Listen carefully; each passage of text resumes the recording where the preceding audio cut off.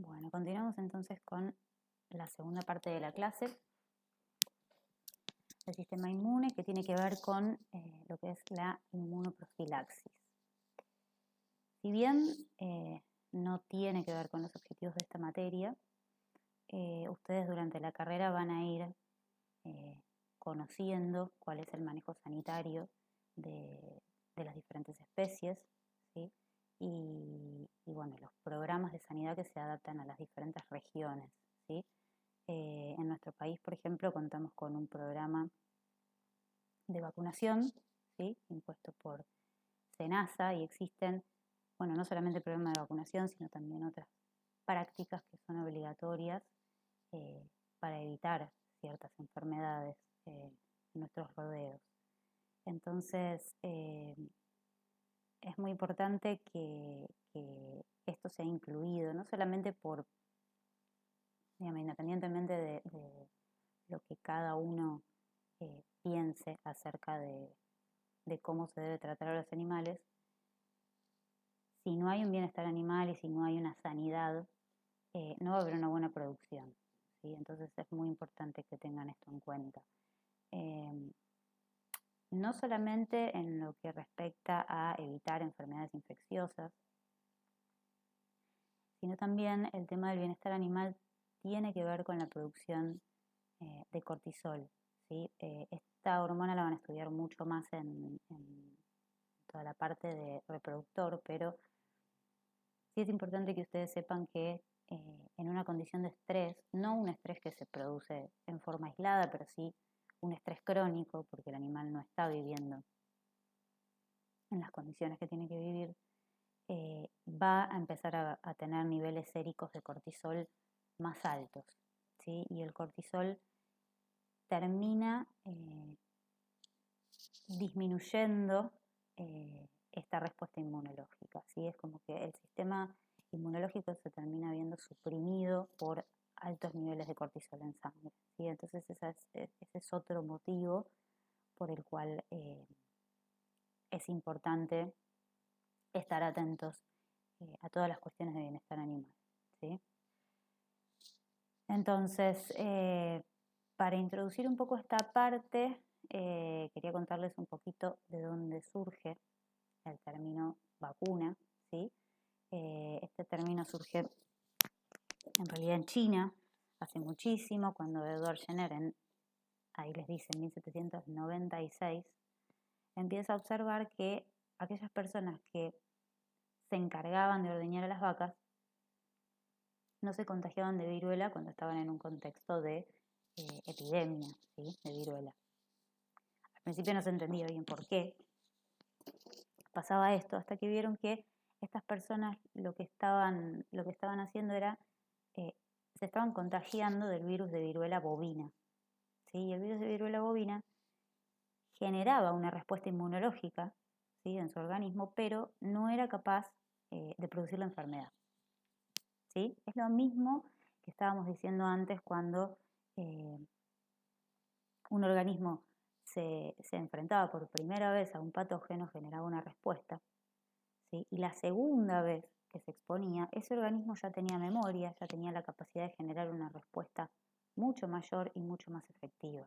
Y eso es lo que les pasaba cuando estas personas que habían sido expuestas al virus de viruela bovina se exponían al virus de viruela humana, ¿sí? No se enfermaban, ¿sí? Su sistema ya estaba preparado para responder de manera más eficiente por una exposición a un patógeno que era inmunogénico, o sea que provocaba una respuesta, pero que no provocaba la enfermedad.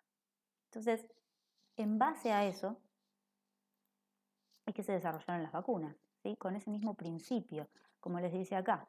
Este antígeno, o sea, la idea de vacunar es inocular alguna forma de antígeno que no produzca la enfermedad, ¿sí? Pero sí que provoque una respuesta inmune. Entonces, esto también es importante, el hecho de vacunar. Yo no estoy inmunizando automáticamente a ese animal en el momento en el que lo estoy vacunando, ¿sí? La inmunización la va a lograr el mismo animal cuando genere su respuesta, ¿sí? No todos los animales que vacunamos van a lograr estar inmunizados, pero sí un alto porcentaje del rodeo va a estar inmunizado, ¿sí? Si ustedes lo ven acá, este era el gráfico que yo les mostraba de cómo era la respuesta en niveles de inmunoglobulinas o de anticuerpos frente a una primera exposición a un antígeno. ¿Y qué pasaba cuando se exponía de nuevo al mismo antígeno? ¿Sí? Recordemos que esta es una respuesta específica, una respuesta adquirida específica contra un patógeno. Entonces, en el momento en que se vuelve a exponer, la respuesta, fíjense, es muchísimo mayor, mucho más efectiva, gracias a esa memoria que se generó con la primera exposición. Bueno, eso mismo que ocurre con la primera exposición, la primera vez que el animal se enferma, es lo que queremos imitar con una vacuna, pero sin enfermar. Entonces, existen diferentes tipos de vacunas, ¿sí? Al principio se utilizaban vacunas con microorganismos vivos, ¿sí? Lo que se hacía era atenuarlos para que no provoquen la enfermedad, ¿sí? O sea, lo que se hacía era adaptar, o sea, permitir que esos microorganismos se adapten a condiciones ambientales desfavorables, ¿sí? Por ejemplo, no sé, en condiciones con pocos nutrientes o estando dentro de otros huéspedes que no son los que normalmente causan la enfermedad. Entonces, de esa manera se lograba bajar la virulencia. Pero no eran del todo seguras porque podía pasar que hubieran microorganismos que no estuvieran del todo atenuados. Y entonces ahí es cuando empiezan a surgir las vacunas inactivadas, que en este caso directamente esos microorganismos están muertos, ¿sí? Porque se utilizan sustancias químicas en general, ¿sí? Como por ejemplo lo dice ahí el formaldehído, que evita que esos microorganismos, luego de haber entrado al organismo, puedan multiplicarse y puedan enfermar. Y finalmente surgen lo que son las vacunas recombinantes, que es, bueno, a lo que se tiende hoy en día, ¿sí? A utilizar este tipo de vacunas que no importa si esos microorganismos están vivos o muertos, porque lo que se hace es, por medio de herramientas de ingeniería genética, quitarle los genes que provocan, que les permiten enfermar, ¿sí? Que les permiten generar la infección. Entonces, son muchísimo más seguras, por eso se está intentando pasar a las vacunas recombinantes. Además, no van a necesitar tantos refuerzos. Y bueno, también es importante que se puede diferenciar a una persona o a un animal que está infectado de un animal que está vacunado, ¿sí? Entonces, acá vemos el principio de la vacunación, que bueno, es un poco lo que ya les estuve contando, ¿sí? La idea es inocular o introducir en el organismo estos antígenos, ¿sí? Antígenos que puede ser el patógeno o una parte del patógeno, con el propósito de inducir inmunidad específica, dice acá, o sea, específicamente frente a ese patógeno, no cualquier patógeno. ¿Cómo? Bueno, por medio de la producción de anticuerpos, ¿sí? Anticuerpos y células de memoria, que ese es el otro concepto, ¿sí? De la inmunidad adaptativa, en los cuales se basa la producción de vacunas, ¿sí? La especificidad y la memoria, ya que ese organismo va a contar con, además de un pool de anticuerpos, también un pool de células de memoria capaces de generar una cantidad muy grande de anticuerpos cuando el animal se exponga nuevamente a ese patógeno, ¿sí? Y esta es la curva que se ve luego, ¿sí? Esto es lo que pasa cuando entra ese virus, esa bacteria, lo que fuera, que va a generar la enfermedad. Bueno, se genera una respuesta tan rápida y tan grande que la enfermedad no puede llevarse a cabo, ¿sí? Acá vuelve a mencionar esta característica que tienen que tener los antígenos que se utilizan para hacer las vacunas, que es que tienen que ser inmunogénicos, o sea, tienen que ser capaces de inducir una respuesta inmunológica en el organismo, porque no todas las moléculas son iguales, son igual de inmunogénicas, ¿sí? Por ejemplo, las proteínas en general son muchísimo más inmunogénicas que los hidratos de carbono y muchísimo más que los lípidos o que los ácidos nucleicos, ¿sí? Y también depende de la estructura secundaria, terciaria que tenga la proteína, del grado de complejidad, ¿sí? Cuanto más complejo es un antígeno, mucho más inmunogénico es, ¿sí? Pero no tiene que ser tóxico ni patogénico, o sea, no tiene que producir la enfermedad más allá de poder generar una respuesta inmunológica. Entonces, acá vemos cuánto tiempo necesitan los dos tipos de vacunas, ¿sí? Para generar una respuesta, y vemos que cuando la vacuna es de un virus vivo modificado, o sea, serían estas vacunas recombinantes, comparado con lo que son las vacunas de virus muertos, genera una respuesta mucho mayor y mucho más rápida, ¿sí? En general, cuando estamos hablando de vacunas con virus muerto necesitamos, acá ven, refuerzos, por eso se nos presenta una primera dosis y una segunda dosis, para poder generar una respuesta suficiente que permita que el animal no se enferme cuando se exponga a ese antígeno. Entonces acá, bueno, en este gráfico no están los días, pero por eso mismo les aclaramos que más o menos generar los anticuerpos en respuesta a la vacunación va a llevar entre 7 a 15 días, ¿sí? No es que uno aplica la vacuna y ese animal automáticamente está inmunizado. Y si es un refuerzo, más o menos unos 5 días, ¿sí? Es importante también que el animal esté sano, ¿sí? No vamos a vacunar a un animal, por ejemplo, que está con fiebre, ¿sí? Que está cursando otra enfermedad. Entonces, también existen otras maneras de transferir inmunidad, ¿sí? En forma pasiva. La vacuna en realidad sería una forma activa porque uno está introduciendo al patógeno o a una parte del patógeno para que el cuerpo mismo genere su inmunidad, ¿sí? Eso sería una inmunidad activa, pero hay formas de transferencia de inmunidad pasiva, ¿sí? En donde no estamos generando una respuesta inmunológica, sino que directamente le estamos aportando los anticuerpos que vienen de otro lado. ¿Y de dónde vienen? Bueno, pueden venir por ejemplo, del suero de un animal que ya estuvo en contacto con ese patógeno, ¿sí? Y ese suero se puede administrar porque va a tener una buena cantidad de inmunoglobulinas o antígenos, es lo mismo, y utilizarse como antídoto. Esa es una manera artificial, ¿no? De transferir la inmunidad en forma pasiva, pero también existen formas naturales de transferir la inmunidad. Una forma, por ejemplo, es que la madre le pase al feto inmunoglobulinas a través de la placenta.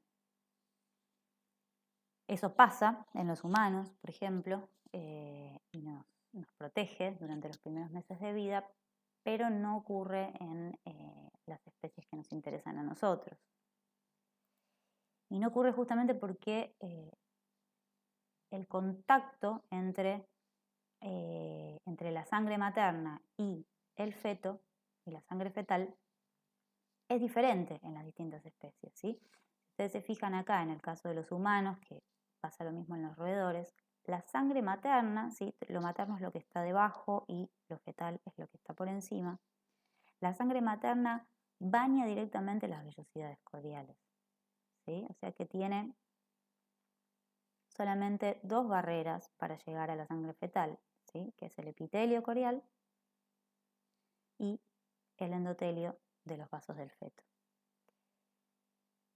Existen algunas situaciones intermedias, por ejemplo, en perros y gatos, en donde hay una barrera más porque la sangre materna no está bañando las vellosidades cordiales, sino que se encuentran dentro de vasos sanguíneos, o sea que se agrega la barrera del endotelio de estos vasos. Ahora, es un caso más extremo, el de las especies que nos interesan, ¿sí? Acá tienen bovino, porcino, equino, en donde ya tenemos otra barrera más, ¿sí? Este es el tipo de placentación epitelio-corial, donde las vellosidades coriales contactan con el epitelio de la mucosa uterina, ¿sí? Hay interdigitaciones entre los dos tejidos y bueno, tenemos las barreras de los dos endotelios vasculares. Entonces, es por esto también que cuando vemos un parto de alguno de estos animales, no vemos demasiada sangre, ¿sí? Cuando sale el feto. En cambio, en un parto de un ser humano, ahí sí hay una salida de sangre mucho mayor porque justamente la sangre materna está bañando en forma directa al feto. Entonces, justamente por haber tantas barreras entre la sangre fetal y la sangre materna es que no es posible que haya una transferencia de inmunoglobulinas de la madre al feto, ¿sí? Es por eso que es muy importante esta otra forma de inmunidad pasiva natural, que es el calostro, ¿sí? La madre le va a pasar al neonato esas inmunoglobulinas que no le pasó a través de la placenta, a través del calostro, ¿sí? El calostro va a ser una secreción que está generada por la glándula mamaria, que la genera exclusivamente en las últimas semanas de gestación, que va a tener una enorme cantidad de inmunoglobulinas, ¿sí? Estas inmunoglobulinas, si se fijan, representan el 50% de las proteínas del calostro, ¿sí? Y en su mayoría son IgG. Si se acuerdan, la IgG era la primera inmunoglobulina que veíamos en sangre en respuesta a la entrada de un antígeno. Acá pueden ver en las diferentes especies cuántas veces se multiplica la concentración de IgG en el calostro respecto a lo que es el suero de ese animal, ¿sí? En el calostro bovino vamos a encontrar 3 a 6 veces más de inmunoglobulinas que en el suero.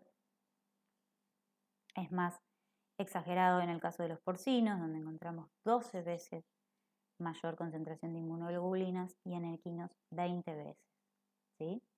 Ahora, ese neonato no puede mamar el calostro en cualquier momento, ¿sí? No puede mamarlo al día siguiente porque no va a surtir ningún efecto, ¿sí? No se va a lograr proteger a ese neonato. ¿Y eso por qué sucede? Bueno, porque durante las primeras horas después del nacimiento, el epitelio digestivo del animal va a madurar, ¿sí? Y al madurar se va a volver impermeable a estas inmunoglobulinas, ¿sí? Y además, al entrar en el tubo digestivo, ya las proteasas lo van a destruir, ¿sí? Si pasa demasiado tiempo.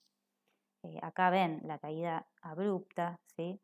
Cuando el animal está recién nacido, es capaz de absorber el 100%, ¿sí? del calostro. En cambio, a medida que transcurre el tiempo, hay una caída abrupta de esa capacidad de absorción, ¿sí? Hasta que al día siguiente, a las 24 horas, ya no tiene ninguna posibilidad de absorber el calostro, ¿sí? Entonces, es importante que ocurra en la primera parte de la curva, ¿sí?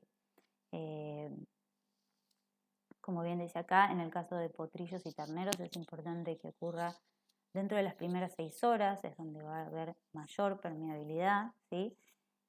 Como mínimo debería consumir 1 litro de calostro. Eso en una situación en la que no se disponga de demasiado. Por ejemplo, porque la madre murió durante el parto, ¿sí? En ese caso, una de las estrategias que se tienen es, por ejemplo, contar con calostro congelado, ¿sí? Cuando se sabe que está por nacer un animal, disponer de eso, por si surge cualquier situación de emergencia. Pero si todo transcurre de manera natural y no hay ningún problema, lo ideal es que consuma entre 2 y 6 litros de calostro, ¿sí? Entonces, esta sería, para terminar, otra manera o la manera de transferencia natural de inmunidad en las especies de interés, ¿sí? En las especies de producción. Para terminar, les puse algunos slides a modo de resumen, ¿sí? que a ustedes les van a quedar para que los analicen, en donde van a encontrarse con las distintas barreras, ¿sí? Estas barreras físico-químicas de las que estuvimos hablando. Van a encontrar las células que participan de la inmunidad innata y también los componentes humorales, ¿sí? Principalmente las citoquinas que estuvimos hablando, que liberan las células fagocíticas, ¿sí? El complemento.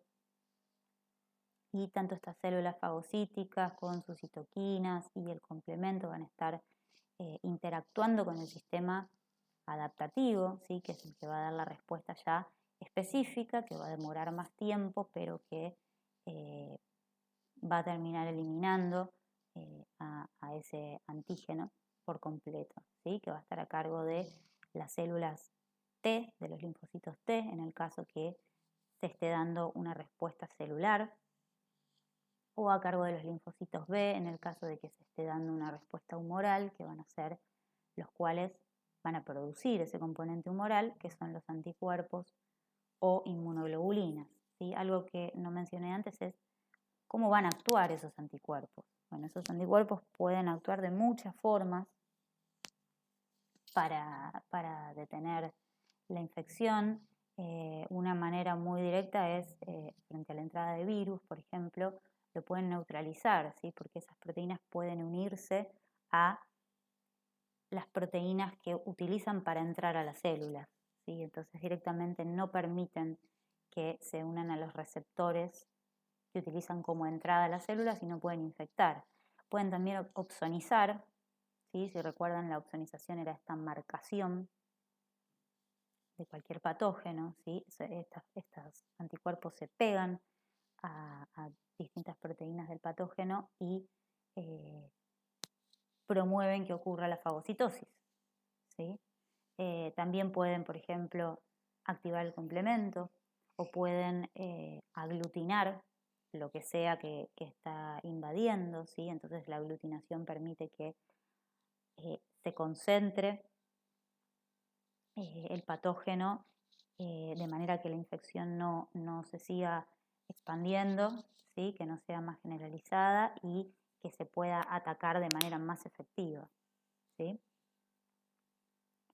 Y esto en cuanto a lo que es cómo es el circuito, ¿sí? de todo el sistema linfático y los órganos linfoides, ¿sí? Si recuerdan, el sistema linfático va a capturar todo el líquido intersticial que no vuelve a la circulación venosa, ¿sí? Y ese líquido puede contener antígenos que estaban en